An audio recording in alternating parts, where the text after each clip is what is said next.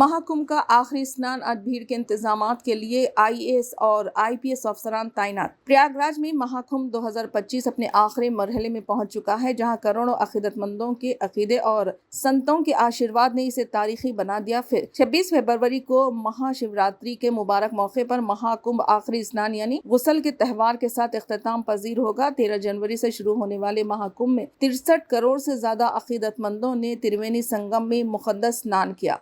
ABP पर शाये खबर के मुताबिक महाशिवरात्रि 2025 की तैयारियों के बारे में महाकुंभ के डीआईजी वैभव कृष्णा ने कहा कि 26 फरवरी महाशिवरात्रि का त्यौहार और महाकुंभ का आखिरी स्नान है। हमने तमाम शिवालयों पर पुलिस तैनात कर दी है। नहाने के घाटों पर पुलिस अहलकार तैनात किए गए। पूरे इलाके को बगैर गाड़ियों के जोन करार दे दिया गया, जो आने वाले ट्रैफिक के निजाम के तहत चलेंगे। महाकुंभ के शिवरात्रि स्नान के दौरान बेहतर ट्रैफिक को यकीनी बनाने के लिए मजीद 6 आईपीएस अफसरान को भेजा गया। ट्रैफिक के इंतजामात के लिए एक एडीजी और 5 आईजी को प्रयागराज कुंभ मेले में भेजा गया। गंगा, जमुना और सरस्वती के मिलाप के मुकाम संगम में नहाने के लिए बड़ी तादाद में अकीदतमंद उत्तर प्रदेश, बिहार, मध्य प्रदेश, झारखंड और बंगाल समेत मुल्क के मुख्तलिफ रियासतों में प्रयागराज पहुंचे। उत्तर प्रदेश गोरखपुर, लखनऊ, अयोध्या, वाराणसी, कानपुर, कोंडा, दीनदयाल उपाध्याय, झांसी और दीगर अजला के रेलवे स्टेशनों के प्रयागराज जाने वाले मुसाफिरों की तादाद औसत से कहीं ज्यादा थी।